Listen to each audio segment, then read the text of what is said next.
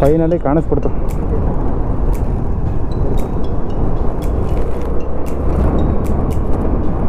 ಬಾಬಾ ಧನ್ಯೋಸ್ಮಿ, ಎಷ್ಟು ಚೆನ್ನಾಗಿದೆ ದೂರದಿಂದನೇ ನೋಡೋದಕ್ಕೆ.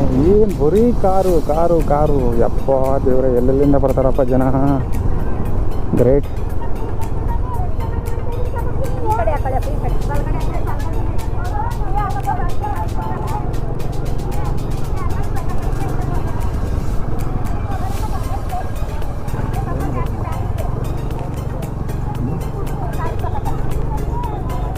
ಪೂಜೆ ಸಾಮಾನು ತಗೋಬೇಕೇನವ? ಪೂಜೆ ಸಾಮಾನು ತಗೋಬೇಕಾ? ಇಳಿರಪ್ಪ.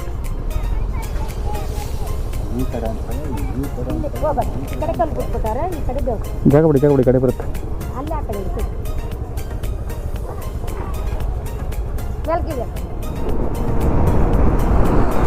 ಈಗ ನಾವು ಮೈಸೂರು ಬೆಂಗಳೂರು ಹೆದ್ದಾರಿಯಿಂದ ರೈಟ್ ಎತ್ಕೊಂಡಿದ್ದೀವಿ.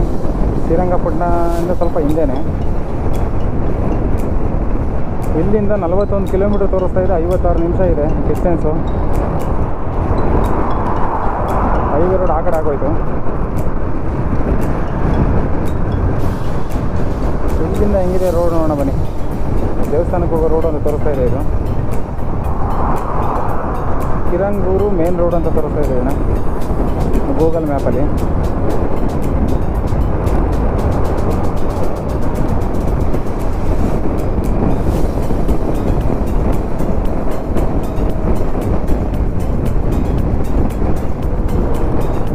ಇಲ್ಲಿ ರೈಟ್ ಇದೆ, ರೈಟ್ ತೋರಿಸ್ತಾ ಇದೆ. ಹಾಂ, ಕರೆಕ್ಟಾಗಿ ಕಾವೇರಿ ನದಿ ಹರಿತಾ ಇದೆ ಅಂತ ತೋರಿಸ್ತಾ ಇದೆ. ಇದೇನೋ ಇರಬೇಕು ಕಾವೇರಿ ನದಿ. ಹಾಂ ಹೌದು, ಇದ್ದೇ ಇದೆ.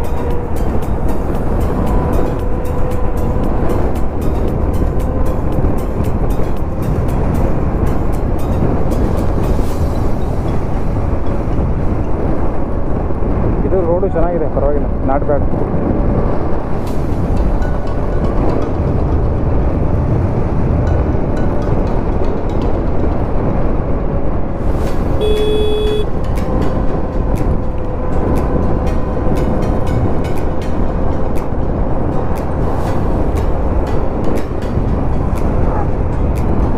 ಕಿರಂಗೂರು ಮೇನ್ ರೋಡ್ ಅಂತ ತೋರಿಸ್ತಾ ಇದೆ ಗೂಗಲ್ ಮ್ಯಾಪಲ್ಲಿ.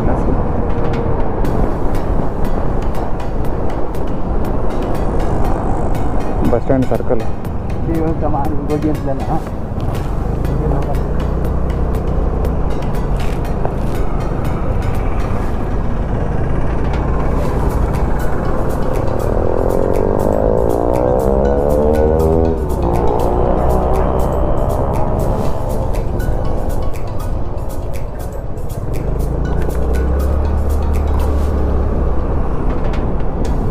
ಇಲ್ಲಿ 2 ತೋರಿಸ್ತು. ಇಲ್ಲಿ ಹಿಂಗೂ ಹೋಗ್ಬೋದು, ಇಲ್ಲಾಂದ್ರೆ ರೈಟ್ ಲೆಫ್ಟ್ ಸೈಡಲ್ಲಿ ಇತ್ತಲ್ಲ ಹೈವೇ ರೋಡು, ಅಲ್ಲಿ ಬೇಕಾದ್ರೆ ಹೋಗ್ಬೋದು ಅಂತ ತೋರಿಸ್ತು. ಬಟ್ ನೋಡೋಣ ಅಂತ ಅಂದ್ಬಿಟ್ಟು ಇದನ್ನೇ ಸೆಲೆಕ್ಷನ್ ಮಾಡ್ಕೊಂಡಿದ್ದೀನಿ.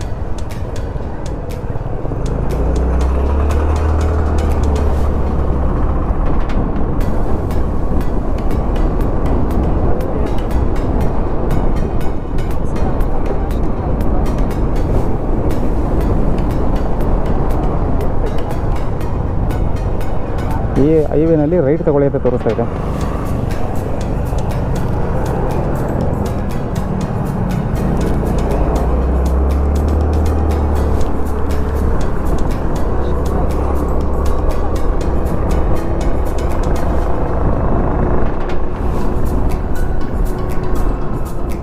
ಈಗ ನಾವು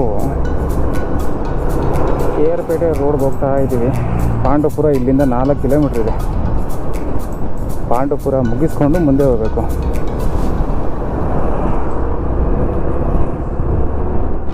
ಶ್ರೀರಂಗಪಟ್ಟಣದಿಂದ ಬರೋರಿಗೆ ಇದೆಲ್ಲ ಸಿಗುತ್ತೆ ಬರಬೇಕಾದ್ರೆ ಅಂದವೇ.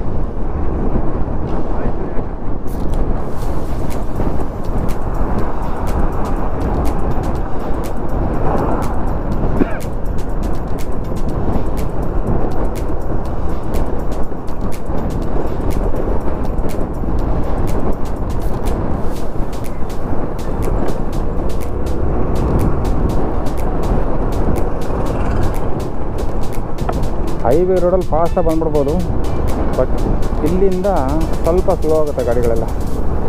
ರೋಡಲ್ಲಿ ಸ್ವಲ್ಪ ಅಂಥದ್ದೇನು ಹೇಳ್ಕೊಳಂಗಿಲ್ಲ, ಒಂದು ಲೆವೆಲ್ ಆಗಿದೆ ಅಷ್ಟೇ. ಎಲ್ಲ ಬ್ಯಾಚ್ ರೋಡ್ಗಳು, ಅಡ್ಜಸ್ಟ್ ಮಾಡ್ಕೊಂಡು ಬರ್ಬೋದು. ಇನ್ನೆರಡು ಆಪ್ಷನ್ ಹೇಳಿದ್ನಲ್ಲ, ಆಪ್ಷನಲ್ಲಿ ಹೆಂಗಿದೆ ರೋಡ್ ಗೊತ್ತಿಲ್ಲ ನನಗೆ. ಈ ರೋಡ್ ಅಂತೂ ಈ ಥರ ಇದೆ. ಹೋಗ್ಬೇಕಾದ್ರೆ ಆನ್ ದ ವೇ ಆ ರೋಡಲ್ಲೇ ಹೋಗೋಣ, ಗೊತ್ತಾಗುತ್ತೆ ಆ ರೋಡ್ ಹೆಂಗಿತ್ತು ಅಂತ. ಇನ್ನು 33 ಕಿಲೋಮೀಟ್ರು ಇದೆ ಆ ದೇವಸ್ಥಾನ.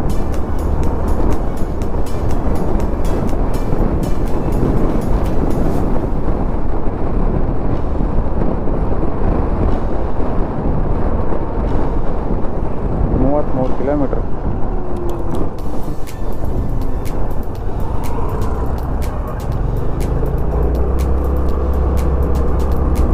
Indian oil.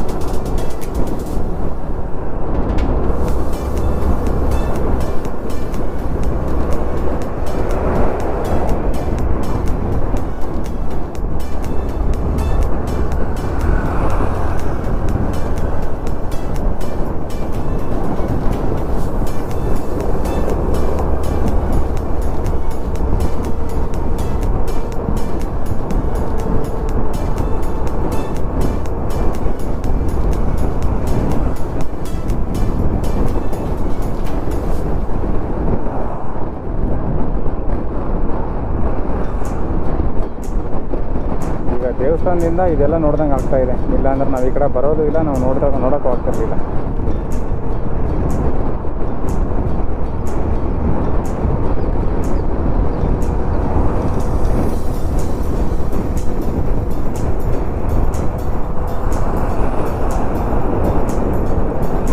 ದಾವಣಗೆರೆ, ಶಿವಮೊಗ್ಗ, ಹರಿಹರ, ಮೈಸೂರು.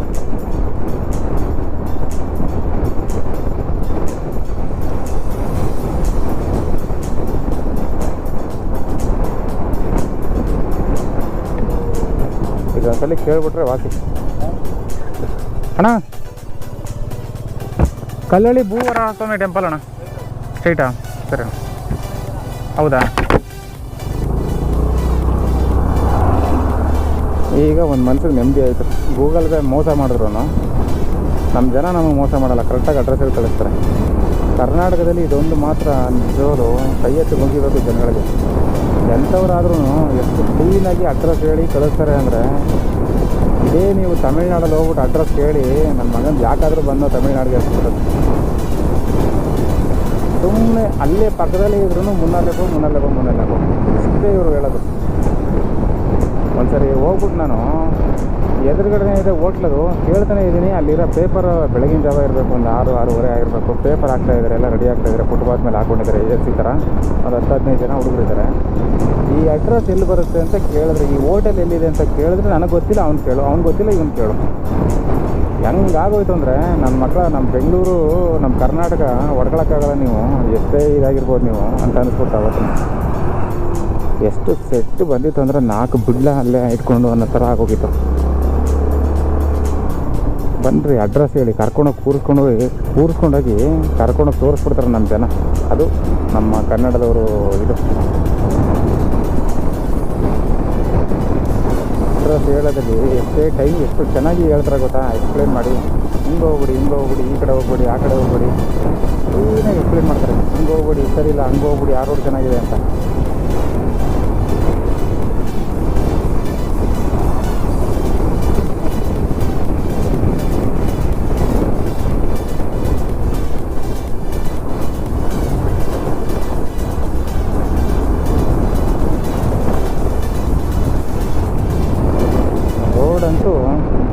ಅಂಥದ್ದೇನು ಹೇಳ್ಕೊಳಂಗಿಲ್ಲ, ಆದರೆ ಪರವಾಗಿಲ್ಲ, ನಾಟ್ ಬ್ಯಾಡ್. ಆಫ್ ರೋಡ್ಗಿನ್ನ ಇದೆಷ್ಟು ಪರವಾಗಿಲ್ಲ ಅಂತ ಹೇಳ್ಕೊಬೋದು ಅಷ್ಟೇ. ಹೈವೇ ರೋಡಲ್ಲಿ ಓಡಿಸ್ಬಿಟ್ಟು ಈ ರೋಡಲ್ಲಿ ಓಡಿಸೋ ಸ್ವಲ್ಪ ಸ್ಲೋ ಆಗುತ್ತೆ ಗಾಡಿಗಳು.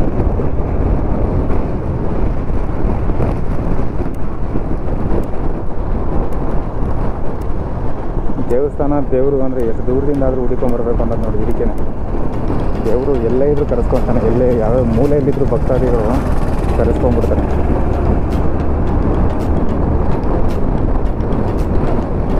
ಎಲ್ಲಿಂದ ಬರಬೇಕು ನಾವು? ಬೆಂಗಳೂರಿಂದ ಹುಡುಕೊಂಡ್ಬರ್ಬೇಕು ನಾವು. ಎಷ್ಟೋ ಹಾಕಿ ಪರವಾಗಿಲ್ಲ, ಬೆಂಗಳೂರಿಂದ ಬರ್ತೀವಿ. ತಮಿಳುನಾಡು, ಕೇರಳ, ಆಂಧ್ರದಿಂದೆಲ್ಲ ಬಂದಿರೋ ಭಕ್ತಾದಿಗಳನ್ನ ನಾನು ಸೋಷಿಯಲ್ ಮೀಡ್ಯಾದಲ್ಲಿ ನೋಡಿದ್ದೀನಿ. ಈ ದೇವಸ್ಥಾನಕ್ಕೆ ಎಷ್ಟೋ ಮನೆ ಕಟ್ಟಬೇಕಾದ್ರೆ ವ್ಯಾಜ್ಯಗಳಿರೋದು, ತಕರಾರುಗಳಿರೋದು, ಗುರುಬಲ ಕೂಡಬಾರ್ದೇ ಇರೋದು, ವಾಸ್ತು ದೋಷ ನಿವಾರಣೆ ಮಾಡ್ಕೊಳ್ಳೋಕ್ಕೆ ಎಷ್ಟು ದೂರದಿಂದ ಬರ್ತಾರೆ ಗೊತ್ತಾ ಈ ದೇವಸ್ಥಾನಕ್ಕೆ. ಅದೇ ಈ ದೇವಸ್ಥಾನದ ವೈಶಿಷ್ಟ್ಯ ಅಂತಲೇ ಹೇಳ್ಬೋದು ಗೊತ್ತಾ.